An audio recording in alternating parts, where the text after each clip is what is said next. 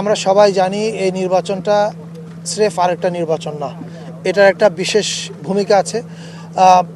দীর্ঘ তিন টার্ম বাংলাদেশের মানুষ ভোট দিতে পারে নাই। তারপরে 24-এ একটা বড় গণ অভ্যুত্থান হয়েছে এবং গণ অভ্যুত্থানের পরের সরকার হচ্ছে আমরা।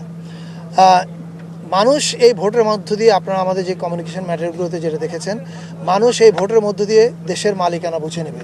এই দেশের মালিকানা বাংলাদেশের মানুষের হাতে ছিল না, এটা আপনারা সবাই জানেন।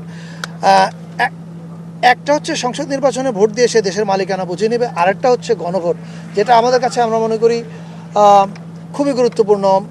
হয়তোবা সংসদ নির্বাচন হচ্ছে গুরুত্বপূর্ণ এই অর্থে যে এটা আমাদের ভবিষ্যতের বাংলাদেশের পথরেখা নির্ধারণ করবে।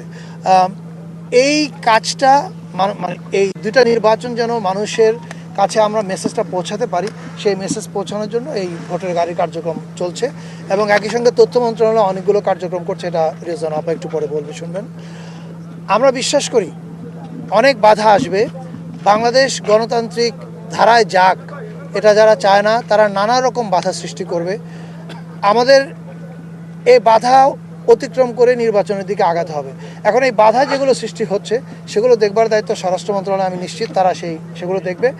আমাদের দায়িত্ব হচ্ছে এই নির্বাচনে মানুষকে অ্যাওয়্যার করা, এই নির্বাচনে স্টেক কি তাদের সামনে এটা তাদেরকে বলা এবং তাদেরকে উদ্বুদ্ধ করা তাদের দেশের মালিকানা তারা যেন সবাই বুঝে নেয়। এই যে ঘটনাগুলো ঘটছে এগুলো তো ভয় দেখানোর জন্য, যাতে গণতান্ত্রিক যে ডেমোক্রেটিক ট্রানজিশন হওয়ার কথা সেটা যেন না হয়। কিন্তু আমি সিম্পল আপনাদেরকে একটা জিনিসের দিকে তাকাতে বলবো। হাদিকে গুলি করা হয়েছিল বাংলাদেশকে ভয় দেখানোর জন্য। বাংলাদেশ তার জবাব কীভাবে দিয়েছে সেটা হাদির জানাজায় দেখেছে। সো আই থিঙ্ক এখানেই উত্তরটা আছে, কোনো কিছু দিয়ে ভয় দেখানো যাবে না। ডেমোক্রেটিক ট্রানজিশন এবং ইলেকশন হবে।